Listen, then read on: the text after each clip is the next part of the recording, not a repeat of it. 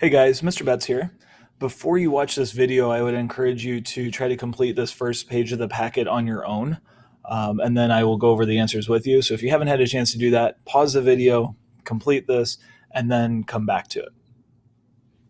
So hopefully at this point you have at least attempted this.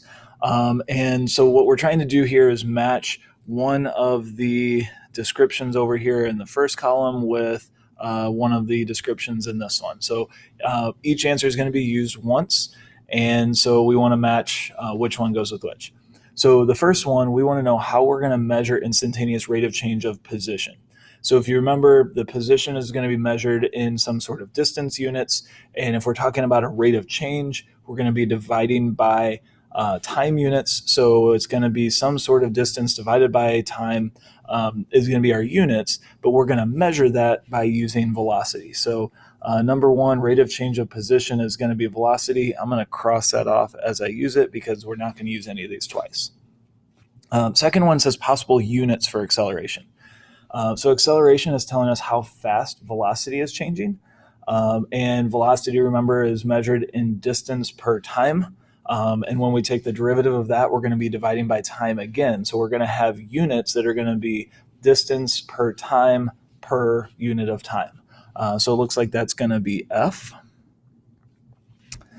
Number three is another units one. So units for rate of change of volume, where the volume is measured in gallons and time is measured in hours. So again, if we're talking about a rate of change, this is like a derivative.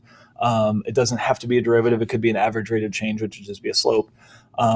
So volume is measured in gallons, time in hours. So we're going to divide those units, and that rate of change then is going to be gallons per hour, which looks like it's going to be G. Number four, units for position. So the position of some object along a number line is going to be measured with some sort of distance. And the only units here that are a distance would be D. So 4 is going to be D.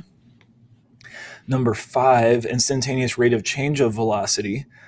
So velocity tells us how fast the position is moving in some sort of distance per time, so meters per second maybe. And then the rate of change of that is going to be divided by time again. So remember, the units for this that we got for number two were meters per second, which is what we would expect. So this is going to be acceleration. So that's just something that you should know. When we take the derivative of position, we get velocity. When we take the derivative of velocity, we get acceleration. Units on velocity. So remember, velocity is the change in position. So position's measured in some sort of distance, and then when we take the derivative with respect to time, we're going to have distance divided by time. So units would be E, meters per second. We could also have things like feet per minute or miles per hour. Those would all be possible units for velocity. So some sort of distance divided by some sort of time. Number seven is the only option left, which is C, but we can kind of look at what's going on here. R is measured in gallons per hour. So R is already a rate of change. And then when we take the derivative of that, we're going to be dividing by the units hours again. So the gallons per hour will be changing per hour. So it's going to be gallons per hour per hour.